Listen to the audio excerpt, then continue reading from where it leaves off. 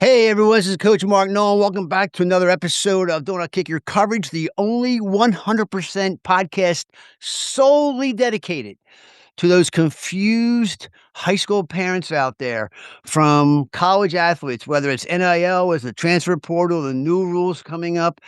We have dedicated the last 2.5 years to bringing people in, experts in their fields, whether they're athletes, whether they're coaches, or whether subject matter experts in their field, to help you as parents understand some of the craziness that's going on in not just high school sports, but college sports.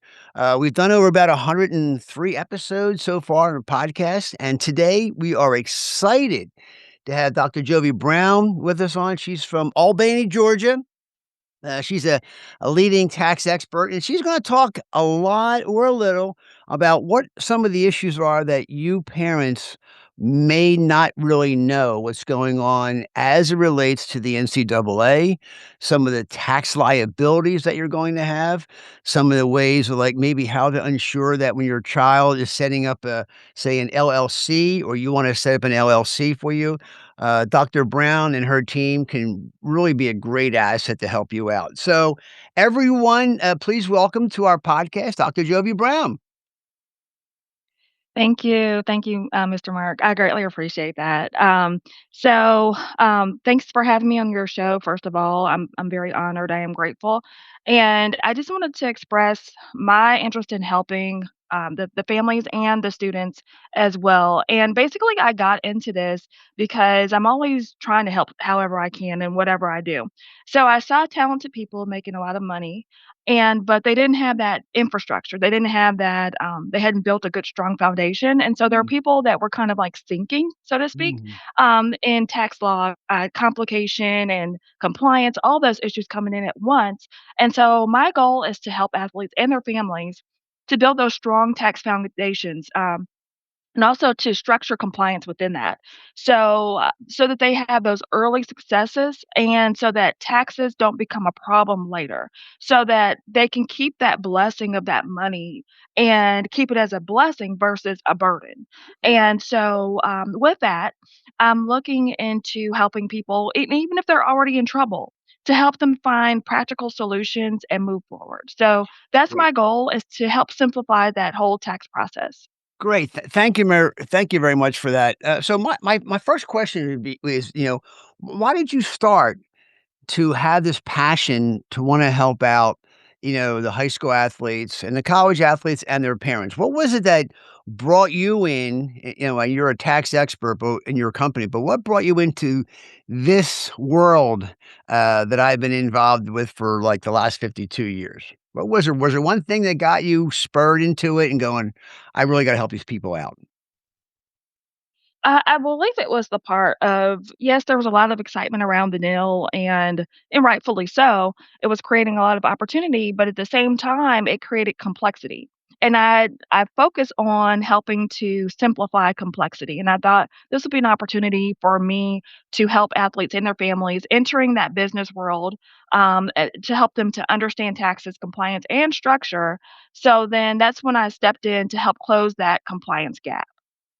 Oh, awesome. And you made a very key statement there that, it's really about the business side because, high school in the state of Georgia, especially since we passed NIL for high school athletes a couple of years ago, it is becoming a business, from the sports agents to, little Joey wanting to get an NIL deal with Tom's Pizza down the street, to these guys thinking they're going to cut a major $1 billion deal with, Nike or whomever else it is.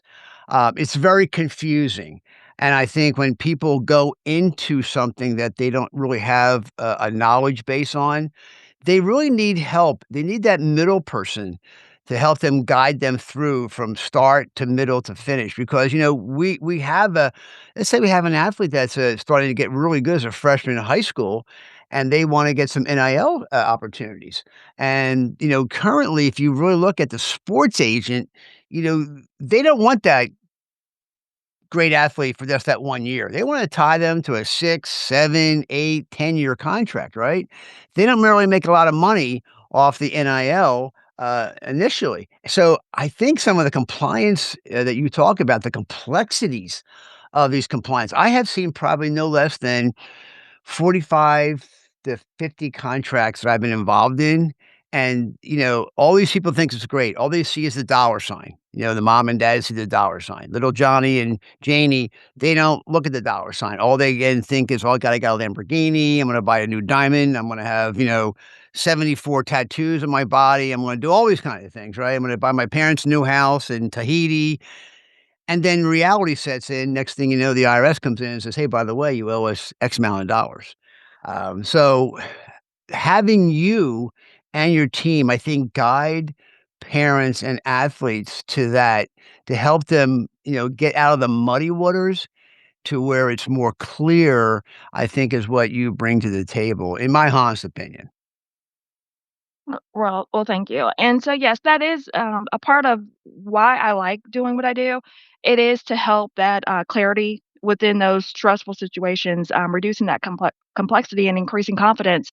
But then also, that kind of leads into my least favorite part. My least favorite part is watching people get taken advantage of, seeing people fall for those shiny objects, for those scams. And yes, the Lamborghini is nice and, having those homes wherever for your family, those are wonderful things, but at the same time, some people will dangle things in front of the athletes, and they'll dangle those shiny objects, and so that's my least favorite part, is seeing people fall for those things, and then at the end, they get those nightmares with the IRS and just other parts, there the other, entities that become involved, and so, I was taught early on, all that glitters ain't gold, so, be discerning, everything that looks good is not always good for you, and have those systems in place, have that strong foundation, even go with your gut feeling sometimes, like, if thi "Is this right? Does this feel right? Does this person feel right? Are they in my best interest? Is this opportunity what's right for me? Does this make me look good as a person?"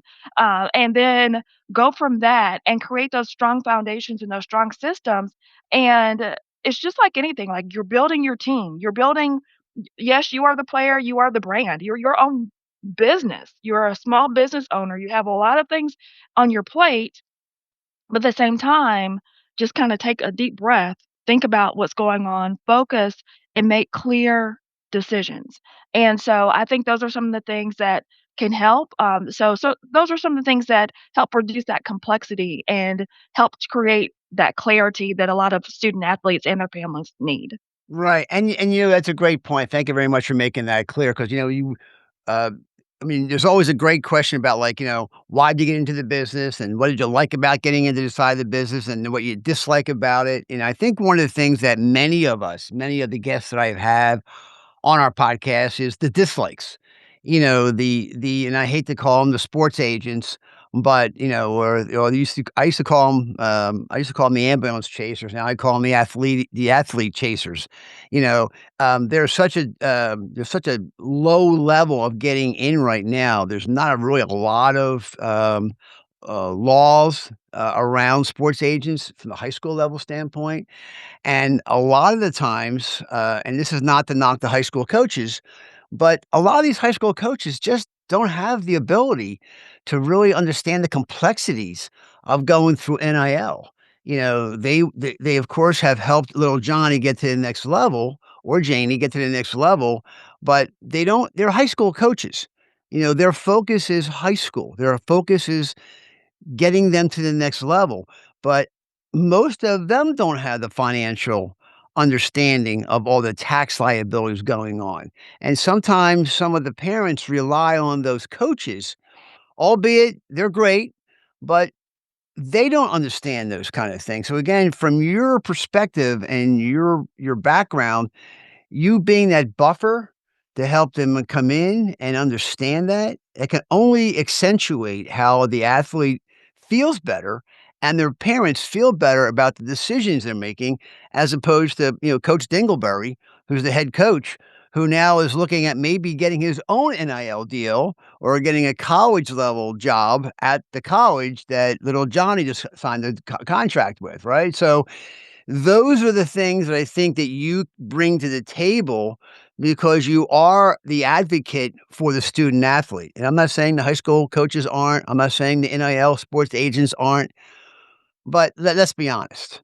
you know, when we use the word advocate, I don't usually look at a sports agent as an advocate for the student athlete. That's why they make billions of dollars. That's why that's why these agents live in these really nice places, right? Because they make a nice lot of money.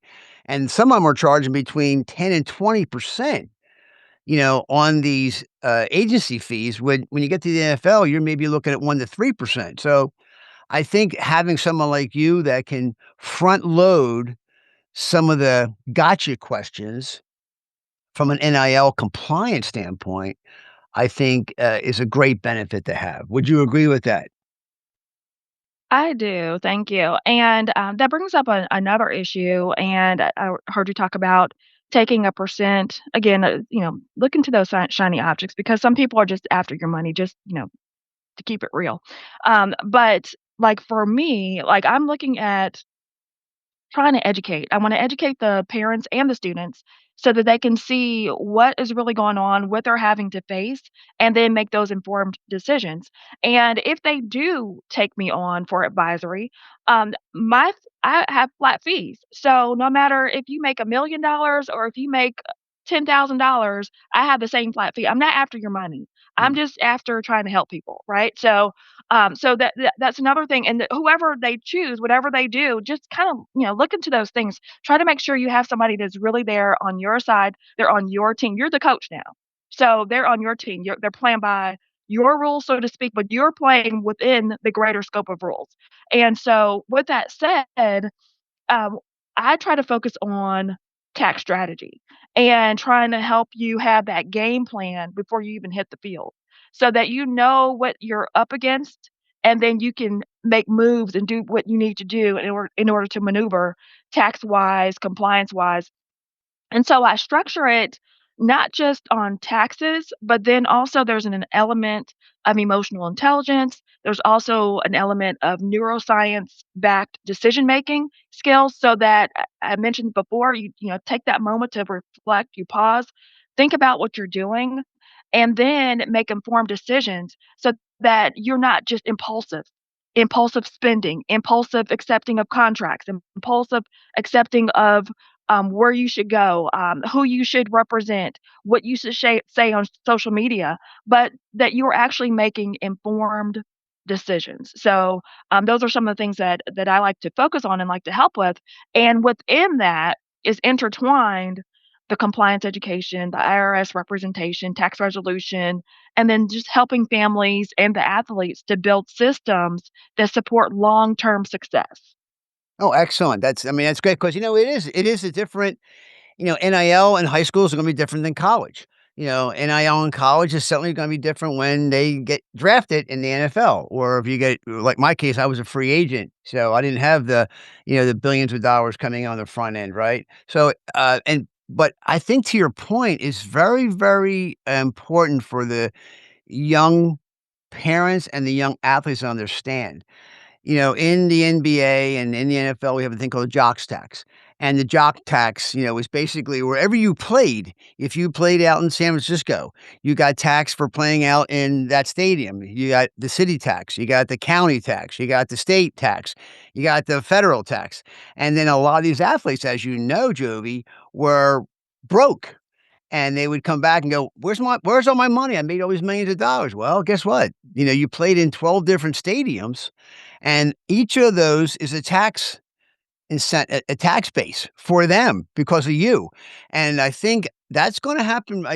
I don't see it too far down the road where the NCAA is gonna do that, especially now that we're taking the athletes and making them independent contractors. We're not making them employees, of course. That's a dirty word for some reason, right? But I think to your point, you bring clarity to the chaos. And I think when an athlete sees, and I think it's the best thing to do is for an athlete to say, "Hey, before I sign this contract, let me get hold of my tax attorney to help me come in. Let me get hold of my tax person to come in and help us out." And that discussion, you being that buffer, whether it's in a discussion or whether it's you're just looking at the document from a compliance standpoint and all the things around that will help you out. And I'll give you a great example. I have a kid that is just got a full ride, and, he first told me, I said, "Well, how's it gonna be? How you gonna make it?" "Oh, they're gonna take care of my taxes for me." I said, "Who is?" "Well, they told me the college told me they're gonna take care of my taxes." I said, "No, they're not."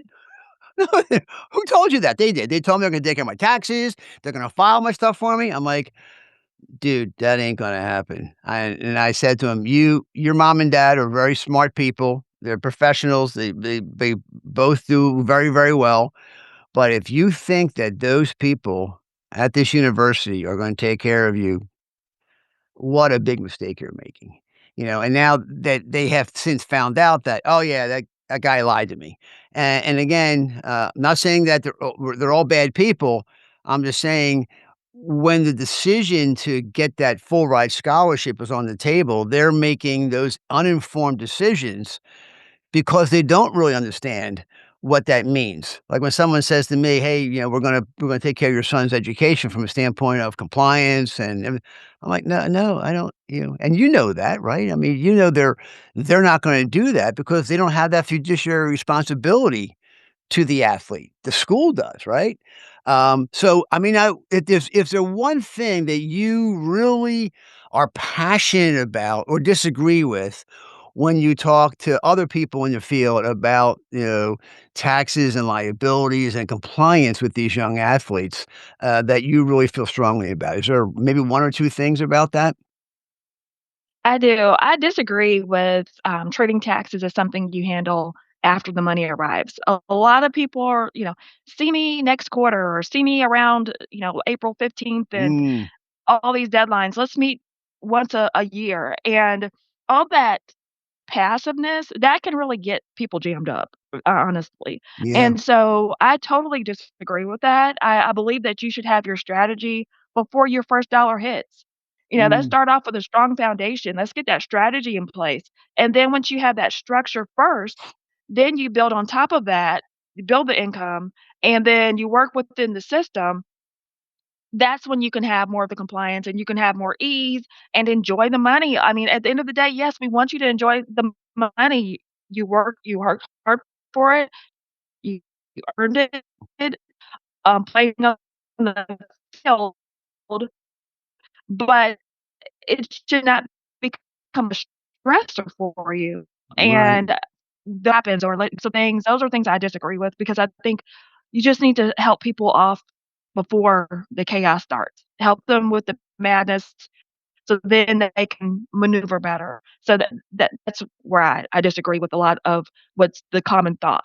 Okay, thank you. And I know the internet is a little unstable right now, so we may have had some buffering issues going on, ladies and gentlemen. My apologies, but I don't control the internet. I think that's Al Gore's job or somebody else's job, but we don't control the internet from where we are. So hopefully, we're back online and we're doing good. Uh, is there? I know there's a lot of different things that you can help out with a young family, and their parents and stuff like that. Where would you start if, let's say I as a parent, am coming in, our son just signed a big NIL deal to play basketball at Duke University, okay? And where would you start with them? Because I think it's a road, right? You've gotta take them down this road. So, where would you start with them? Because I gotta believe they have tons of questions. How would you handle that from start to finish if there's a possibility? Well, I would start with, like, a general conversation just to see where they are in general, and then I would give them a needs assessment. And in that needs assessment, it would identify where they are in particular. Are they pre-money, pre-nil money? Are they about to sign and get the nil money? Are they post-nil money? Are they post-nil to the point where they're already in tax trouble? So I would identify their needs, see where they are, and then build a deep dive around where they are. And also look into a tax strategy based specifically on their situation. From that strategy, it all depends on where they actually are. Then we will go into different areas. If there are pre-nil money, then we would go into, okay, you already have your strategy. We'll just keep that in place, and then let's just meet, once a month or Mm, quarterly to see where you are. Are you keeping track of your records? Are mhm, you keeping track of your mileage, your expenses. This is a small business, so Yep. you have to adhere to all the small business rules. And, we will look into what are those small business rules. What are some things that you can write off? What are some things that you can have as deductions? And then look, holding yourself accountable. Are you keeping track of your 1099s? Do you report? Are you reporting on NIL? Like all these things. And so we would try to them accountable, keep the family and the athletes accountable. And then if they are already post-deal money, they're already in trouble. They're on the other end of the spectrum. Okay, so let's look at where you are. Let's build a strategy. I would do an investigation on their tax history, and then build a strategy based on that. And then we would look to see, do we need to represent you before the IRS? Are you non-collectible, or do you need to offer in compromise? Do you need some sort of, installment agreement? How are we gonna work through this? But just always know that there is a fix, because I know sometimes people feel like they get real frustrated and they're like, "Oh, I don't know, how I can face this with the IRS," and so they'll just go into avoidance rather than facing what's going on. And so just always know there is a fix. So whether you're pre-meal money or you're post-meal and you're in trouble, you're on the other end of the spectrum, there's always a fix. There's always a way out. So that's something that I would want to make sure that I let families know.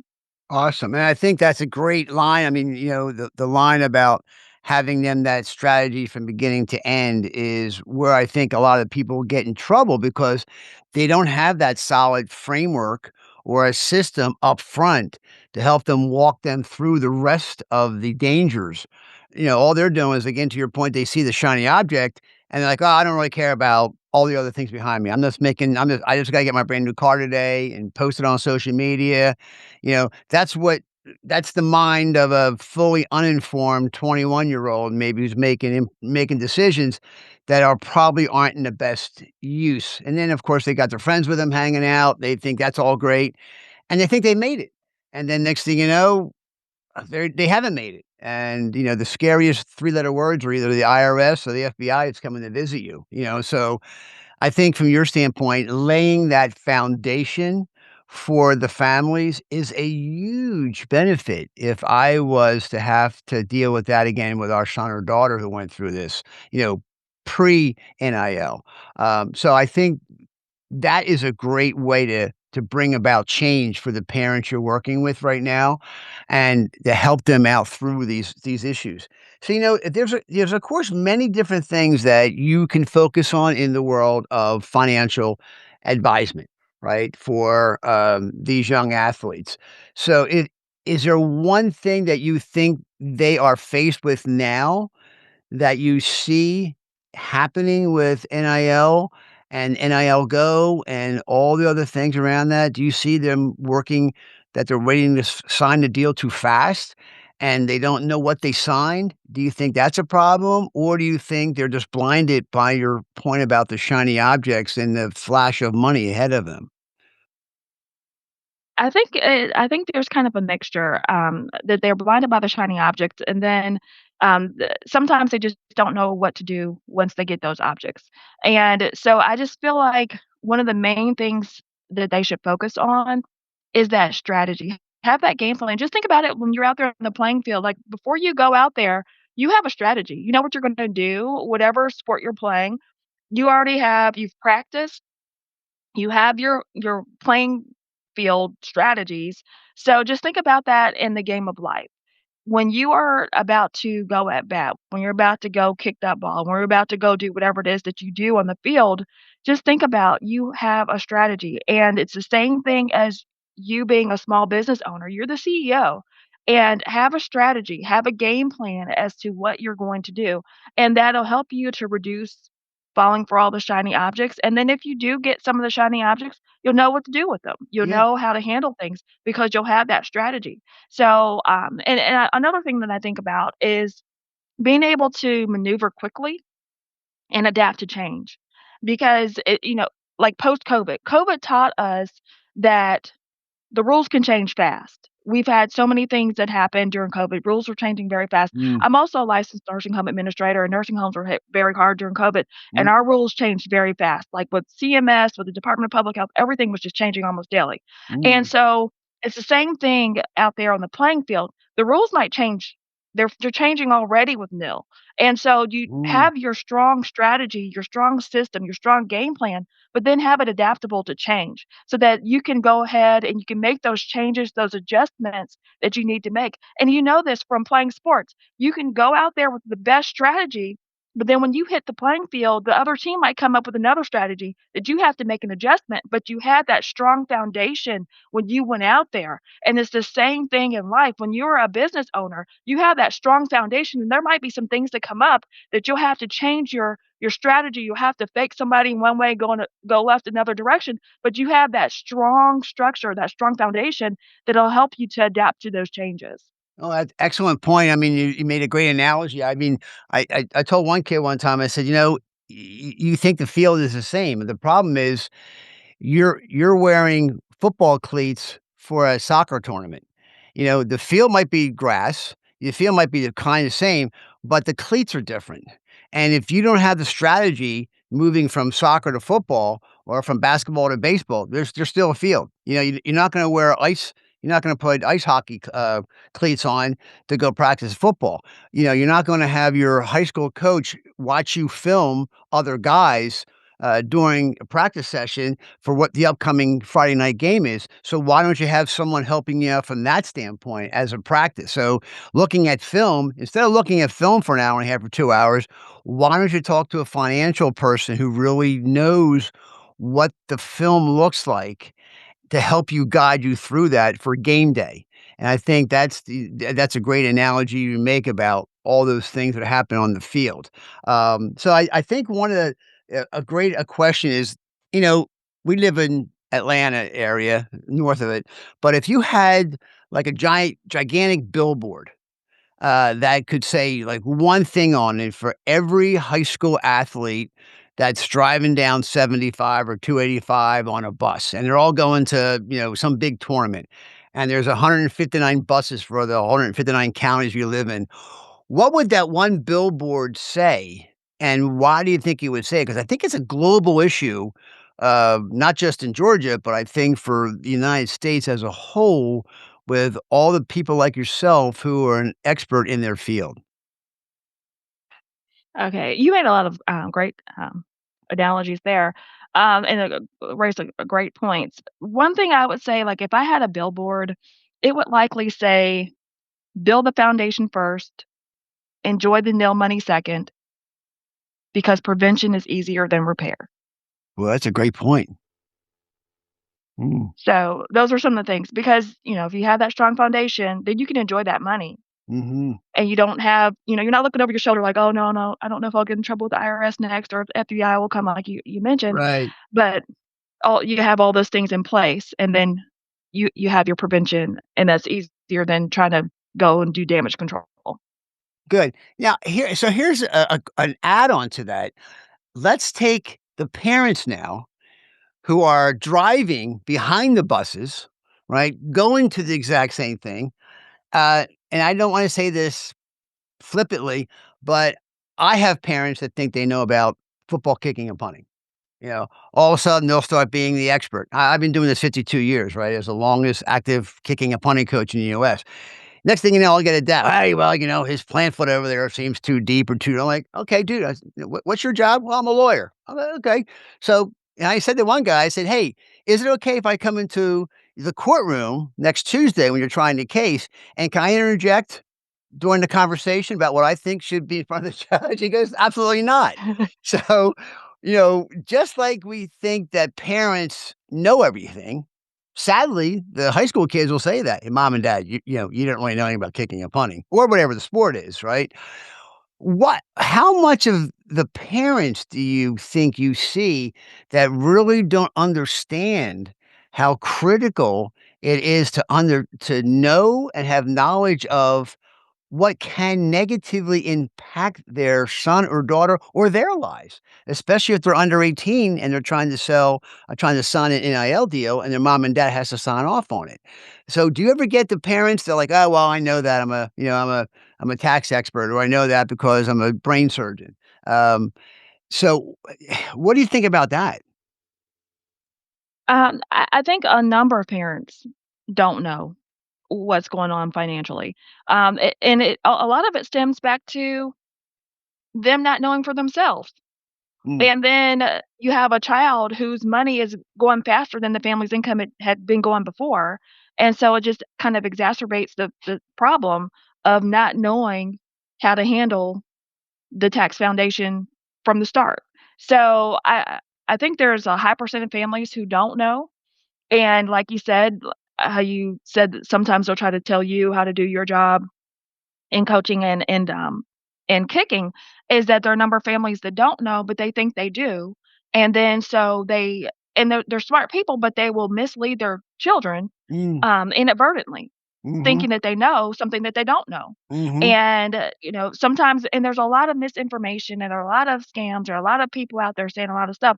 And so sometimes they'll get caught up on what sounds good, what feels good, and then just go with that information, even if that's not correct information, and then they mislead their children down the road. And we've seen this for years. I mean, we've seen even in professional sports how a lot of families children or they become like adults kind of fast in the, sports world, and they'll listen to their parents on what they should do with their finances, and the parents don't know. And then the athletes get in trouble, at the Yeah, end of the day, it's your name, it's your yeah. name on that you signed for that house, you signed for those cards, you signed for whatever, and, they can get their children into some serious hot water. Yeah, and I think that's the point that I hope the parents that are listening to this podcast, um, take advantage of. Um, and it's not a knock on the parents, it's just that they just don't know. I mean, it's not like just filling out a Quicken book, and filing it with, with some law firm's gonna help you out for $199. I mean, this is the complexities around NIL now have drastically changed from the first NIL contracts that were sold. I believe the first NIL contract was done in 1906, by the way, between a football guy, way back when, and Walter Camp. The guy's name was James J. Hogan, and he cut a deal with Walter Camp. In 1906, he got free education, free room and board. He started selling cigarettes on the game. So that was really the first NIL, and that wasn't really called NIL back then. It was just basically cash. It was just money they were giving out, right? And we had a lot of iterations, as you know, over the years at the NCAA, from how they were just having, giving kids cash and not having to go to work, taking a job, not having to show up, and still getting paid for it, to now we're into the NIL where you have to have, it seems like a whole cadre. You have to have a marketing person. You have to have a brand manager. You have to have a legal expert. You have to have somebody else on the sports side. You have to have somebody else in the back end. It gets to be crazy. And I think to your point, if you don't have someone understands the complexities and compliance along every one of those roads, that's where they get in trouble. What are your thoughts about that? I agree with you, 100%. And that's what leads to making sure people have your back. That everybody that's on your team, like you mentioned, the business agent, the law firm, whoever is on your marketing person, whoever's on your team, make sure they actually have your best interest at heart. Make sure that they are actually advocating for you. Yeah. I agree with you. And I actually told one firm when they were asking me a question one time, I said, I wouldn't actually put you in as a client because you've got too many hands in the fire. You've got you've got a marketing group here, you've got a legal group here, you got a brand group here. No, man, I mean, I think you should have some disparate people. I think you should have some people who don't have everything that in all in one bucket because that creates problems. To me, now I'm an old technology guy. I used to love, saying to everybody, well, you got one throat to choke. If my phone doesn't work or my internet goes down, well, I can go blame Bell South or I can blame somebody else. With NIL, it's not the case. You've got a sports agent that says, "Hey, man," and I'm not picking on sports agents, but we've got all these things inside to help you out. Well, do they really? Do they really have your best interest, or are they getting a piece of that pie all along? They make a recommendation for a brand manager. Do they have a 10% fee off of that one? They make a recommendation for a marketing agent. Are they getting a piece of that? And again, I'm not saying that's bad. I'm just saying from your standpoint, when we are passionate about trying to help these athletes and their parents out, I think the more we can help those parents actually understand what's going on, the better. What do you think? What are your thoughts on that? I agree, I agree, because at the end of the day, the students or the athletes are gonna listen to their parents. So if we can inform the parents or educate them, I think that's where a lot of good habits will stem. Mm. What do you think about, here's a word for you. What do you think about the collectives? Do you think they are tightened enough on who they are, what they do, why they do it, or do you think there's some guardrails that we have to put around, the collectives? I think we need some guardrails. There are some people out there who are good people who are doing great things. However, like, in researching collectives in NIL, I've come across some that I felt were kinda shady, and I just feel like we might need some tighter guardrails, some certification, something, I don't know.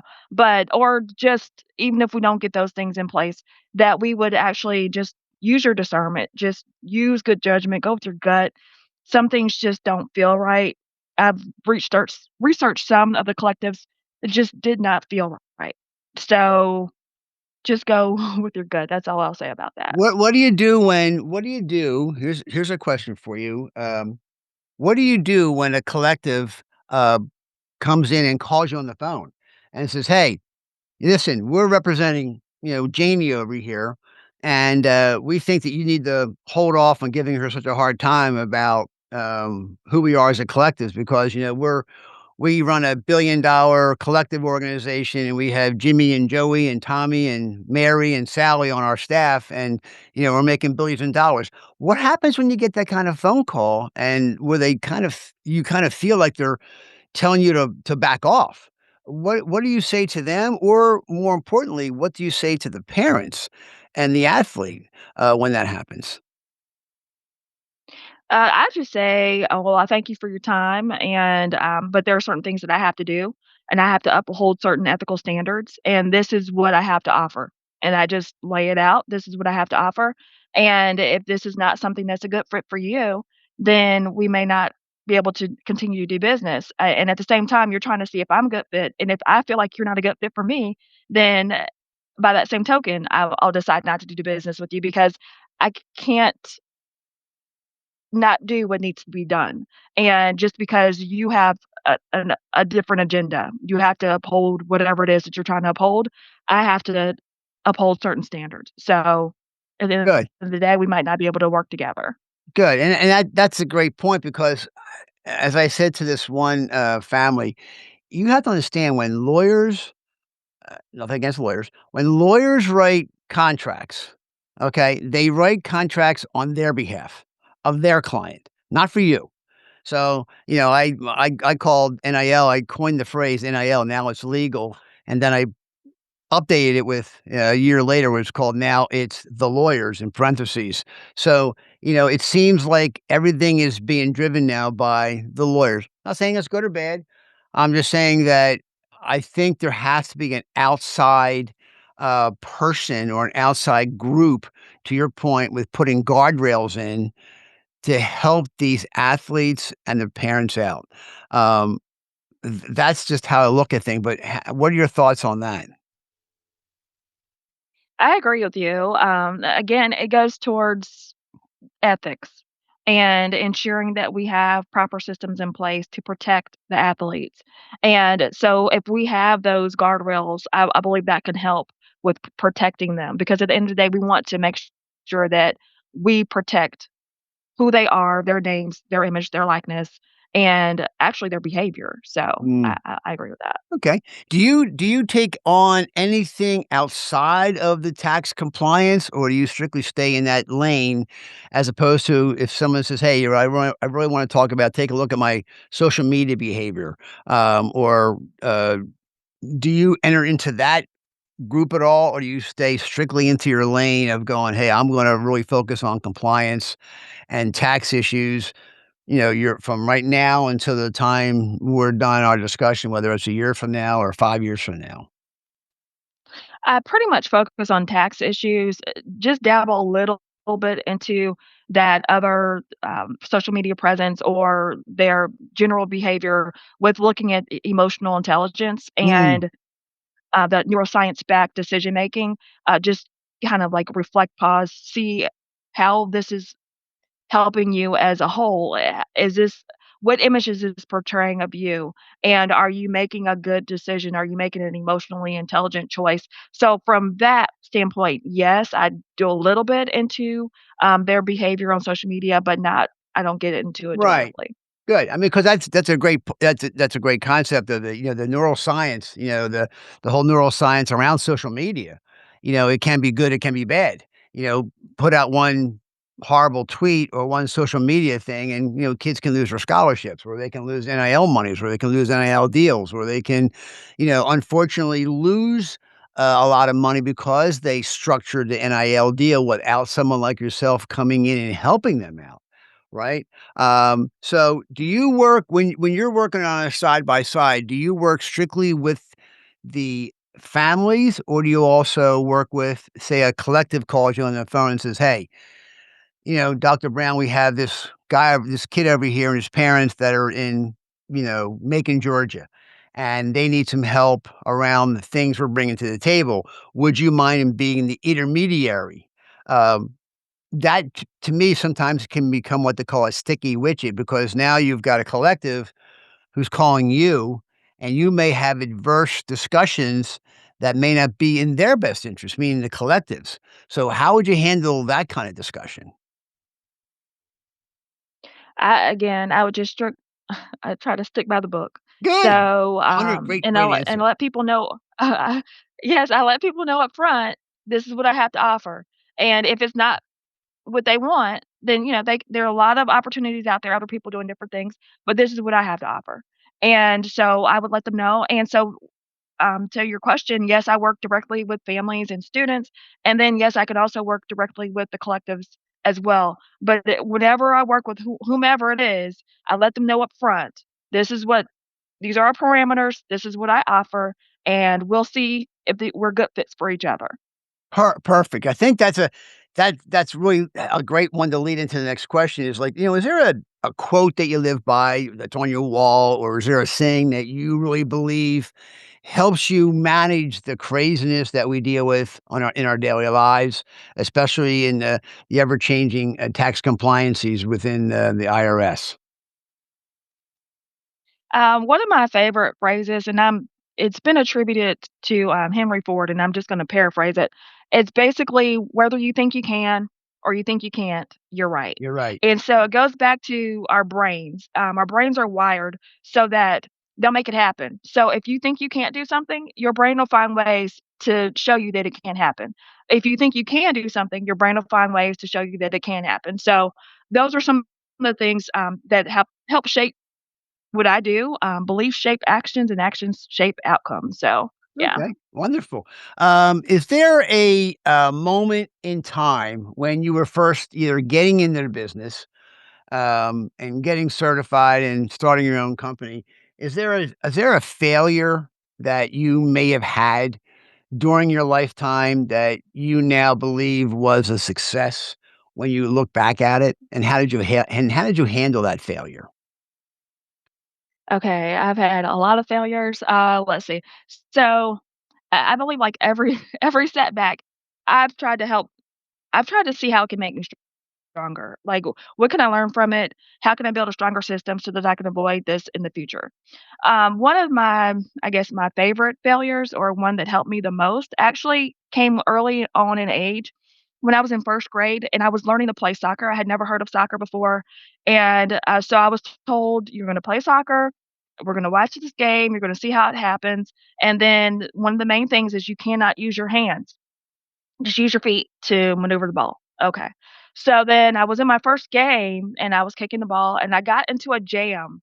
And my first thought, I just picked up the ball. And of course, the ref called handball on me.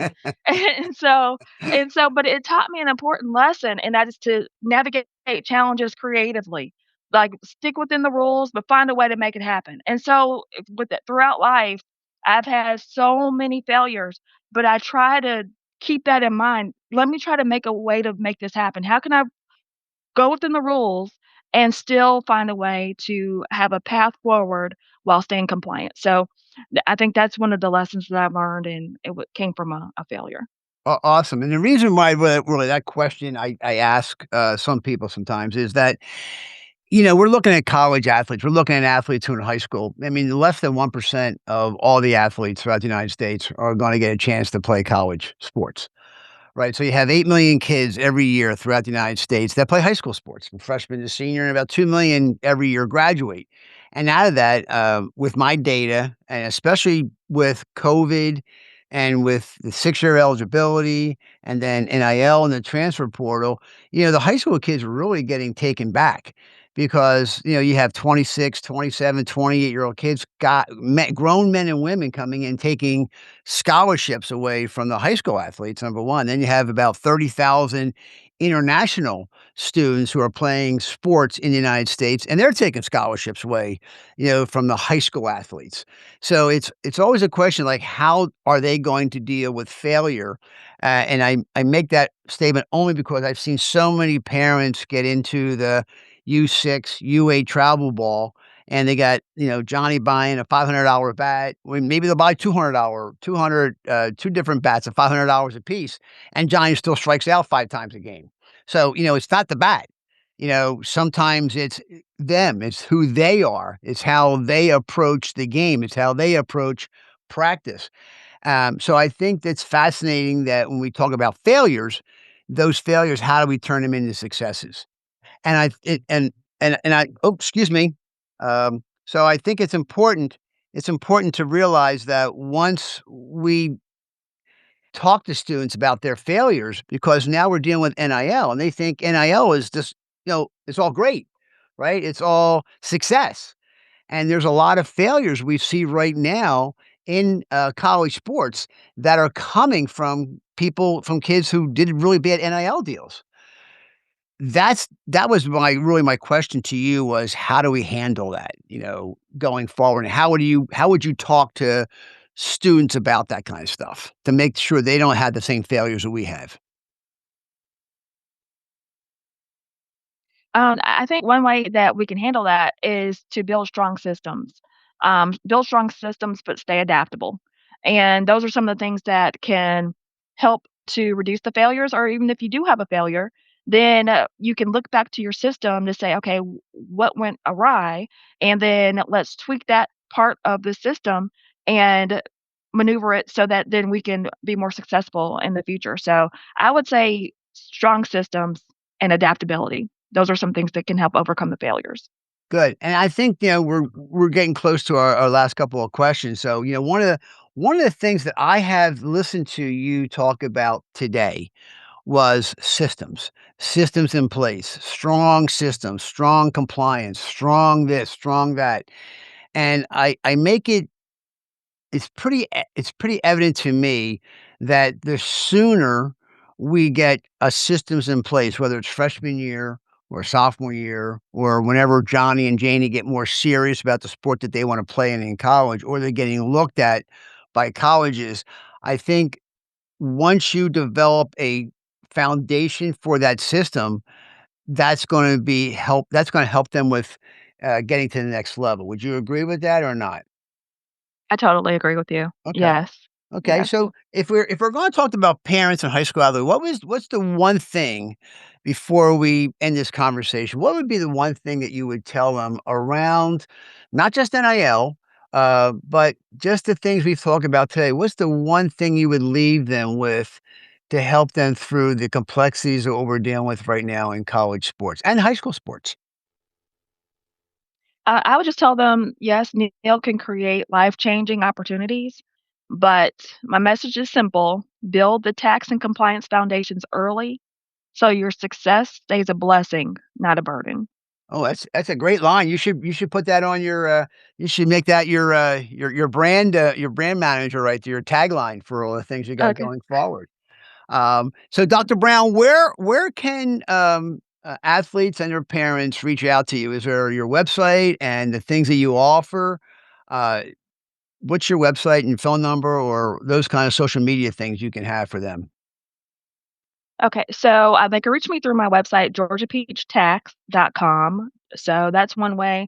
Another way is LinkedIn. I'm Jovi Brown on LinkedIn, and then I do answer my phone. So my phone number is 229-395-3625. So those are some of the ways, and some of the things that I offer.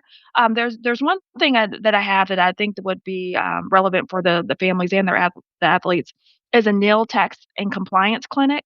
And right now, the clinic would be, kinda like behind the scenes for organizations that serve NIL athletes. However, starting, by this time next week, I'll have it forward facing on my site where they can, on demand, take a NIL education, compliance clinic for free, just to give them some general basic information to help them get started.